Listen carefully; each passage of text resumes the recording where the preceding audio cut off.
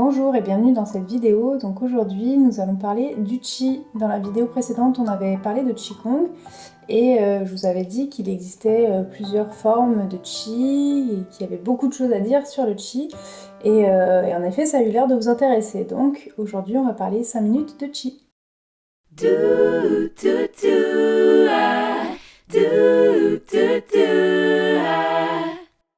Donc aujourd'hui nous allons parler de Qi et on va commencer par reprendre un petit peu le terme Qi puisque c'est vraiment un concept propre à la médecine chinoise qu'on va retrouver aussi dans d'autres pensées traditionnelles, notamment asiatiques, mais c'est vrai qu'en Occident c'est une notion qu'on n'a absolument pas.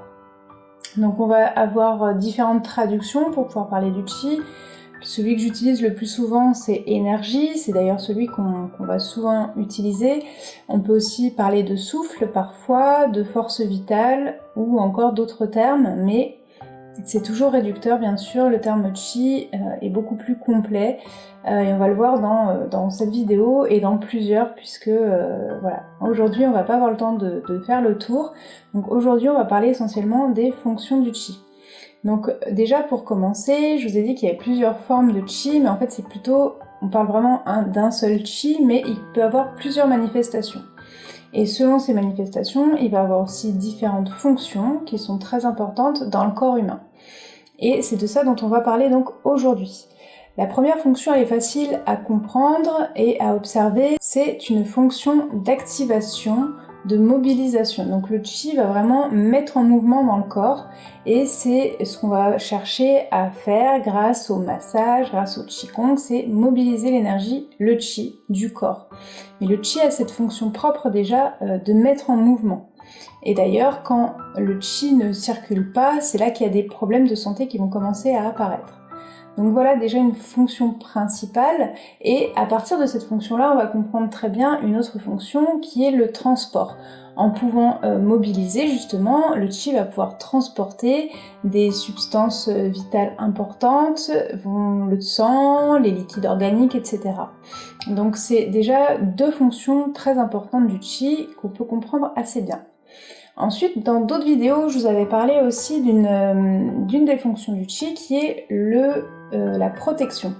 Donc là, on va parler d'un Qi particulier, d'une forme de Qi particulière qu'on appelle Wei Qi. Donc je vous en ai un petit peu parlé dans la vidéo sur l'immunité, avec un mouvement pour stimuler l'immunité. Plusieurs mouvements, et donc Wei Qi, lui, il a cette fonction particulière de nous protéger, donc il va circuler relativement en surface de notre corps pour protéger le corps des pathogènes externes, donc plutôt des virus, des microbes, ce genre de choses. Voilà donc une fonction aussi très importante du Qi, la protection. Ensuite, il va aussi avoir une fonction de transformation. Donc là, c'est un petit peu plus complexe puisque on va transformer le Qi. Par exemple, je vous avais déjà dit que c'est à partir du Qi des aliments qu'on va transformer, qu'on va pouvoir produire du Qi pour soi. Et en fait, c'est aussi grâce au Qi en fait qu'on va transformer le Qi. Donc ça paraît un petit peu complexe comme ça, et je pourrais vous l'expliquer un petit peu plus en détail dans une autre vidéo. Mais voilà, déjà, une des grandes fonctions du Qi, c'est la transformation, et c'est grâce au Qi justement que toutes les transformations du corps pourront avoir lieu. Enfin, le Qi peut avoir aussi une fonction de réchauffer. Ça, c'est justement par son action de mobiliser. Du coup, en mobilisant, en activant, le Qi va également réchauffer le corps. Et il va aussi avoir la fonction de maintenir et d'harmoniser, on va dire, puisqu'il va maintenir les organes à leur place, maintenir le sang dans les vaisseaux, etc. Donc il va avoir comme ça cette fonction aussi de consolider, d'harmoniser le corps et de contenir ce qui doit être contenu.